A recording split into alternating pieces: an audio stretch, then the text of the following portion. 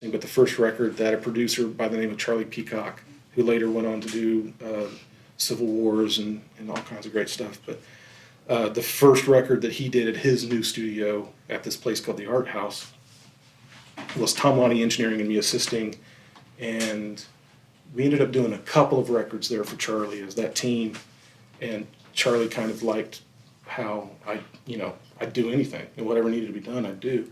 And the next record that was made by the artist that we did the first record there on, their next record came up, and the label pushed Charlie to use a big name engineer, so we ended up hiring a guy by the name of Elliot Shiner to engineer the next record. And Elliot had done Steely Dan and Donald Fagen's solo stuff, and he had just done the Eagles had gotten back together and done a live record called Hell Frozen Over, something like that, because they had said they'd never get back together unless hell froze over.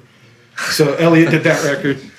So Elliot came in as the tracking first engineer on that, and most of the budget was shot hiring the big name guy. So the label, you know this label, the label pushed for cheers. The label pushed for the hiring of a big engineer, but didn't necessarily adjust the numbers for that. So a lot of Charlie's budget was gone. So he pulled me aside and was like, "Would you be interested in being the overdub guy on this record?" Sure. So he didn't pay me, I don't think, much more than what my assisting fee would have been, but I got to be a first engineer on a good bulk of this record.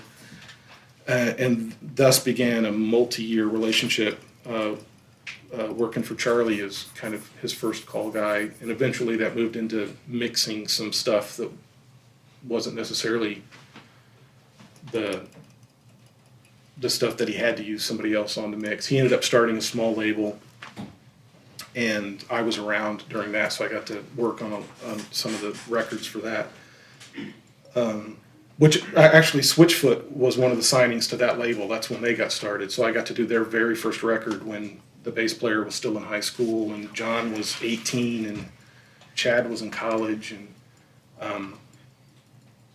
so that was part of that relationship. And then that label got sold, and eventually I moved on to other things, because a couple of the records that I got to do for Charlie there, although they weren't necessarily commercial successes, some people liked how they sounded, and eventually I started getting called to mix for other people and engineer for other people, and ended up going down a mix path because of that.